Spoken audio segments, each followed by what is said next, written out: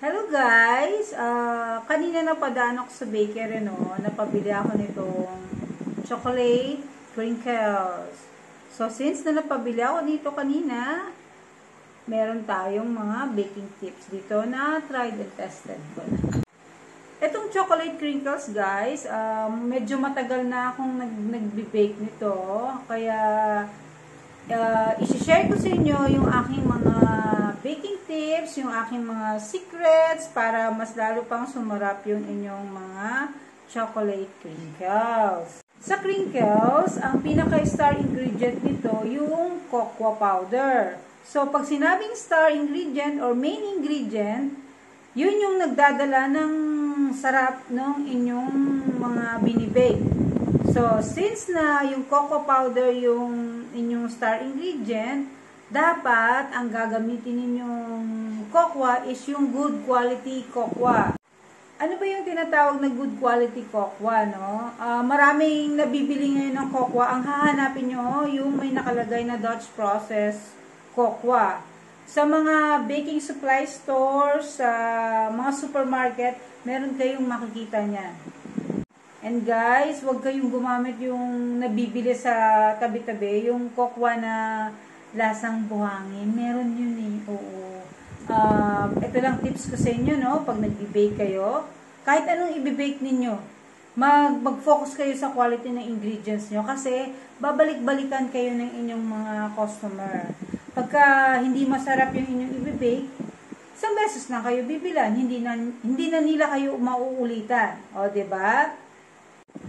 So, ang pinakauna kong tips sa inyo sa paggawa ng chocolate crinkles is yung paggamit ng good quality cocoa powder. Next, yung paggamit guys ng glucose. Ito, kahit anong brand, basta glucose ang nakalagay, mag-add kayo. Kasi, itong glucose, nakakapagpa-chewy po ito, no? Ako, ever since na gumawa po ako ng chocolate crinkles, naglalagay po ako ng glucose. So, paano natin i-add yung glucose?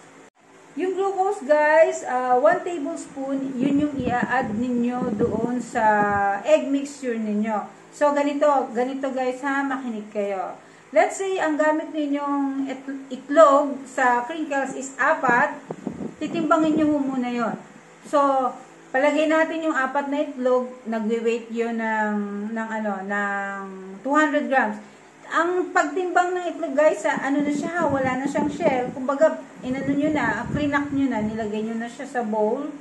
So, alimbawa, 200 grams yung itlog na yon.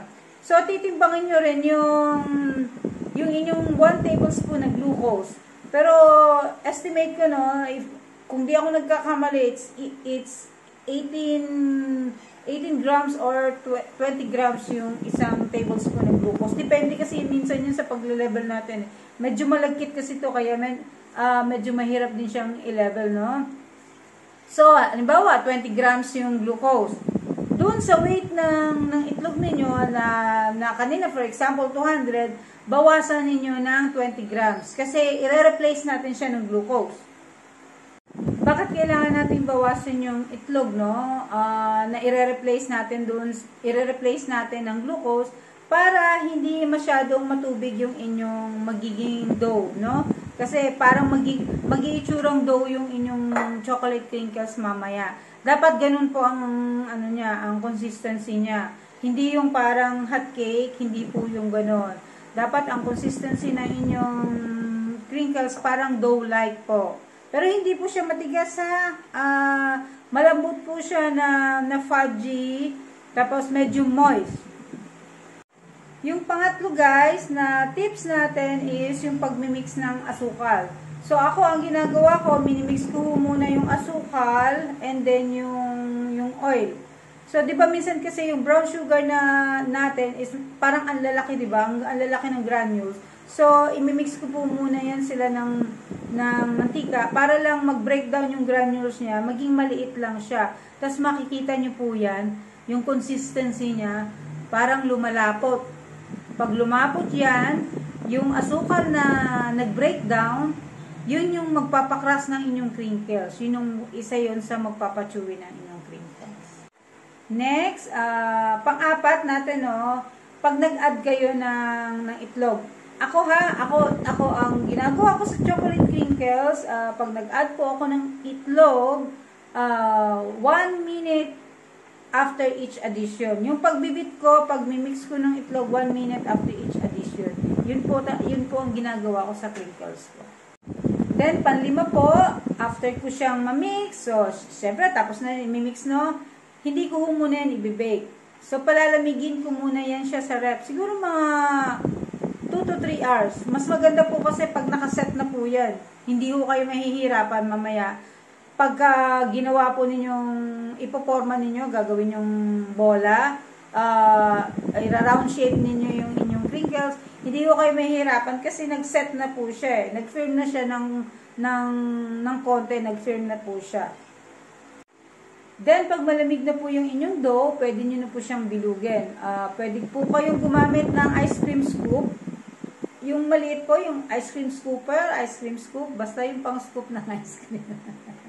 Pwede po kayong gumamit noon, yun po yung ano. Pero guys, ang advice ko lang sa inyo sa crinkles, para even po yung pagkakabake, dapat po pare-parehas po ng timbang.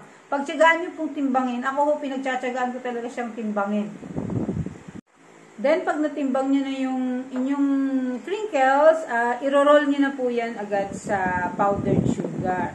So, let's say, ang gagawin niyo guys, 400 to 500. Di ba, ang dami nun?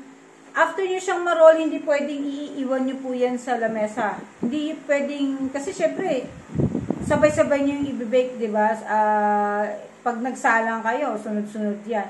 Hindi pwedeng iiwanan nyo siya na may powdered sugar. Kasi ang mangyayari, i-absorb ng inyong crinkles, ng dough ng crinkles ninyo, yung powdered sugar. So, magre-result po yan sa hindi siya maganda. So, mangyayari, i-recoat nyo, yun na po yung tumatamis agad-agad.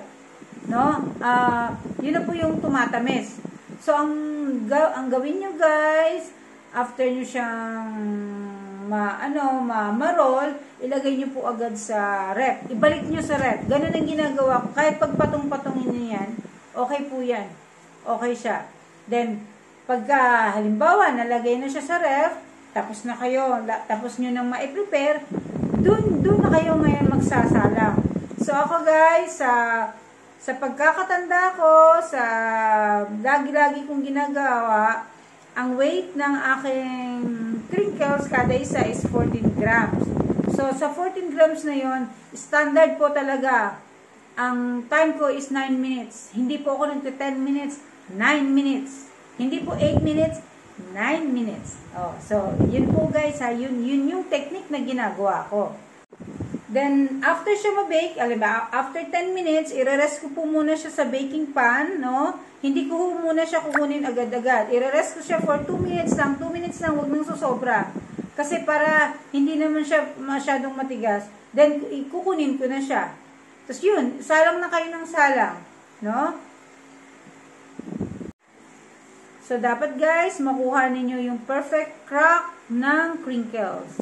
So, para ma-achieve nyo to, sundin nyo yung mga tips na ibinigay ko sa inyo.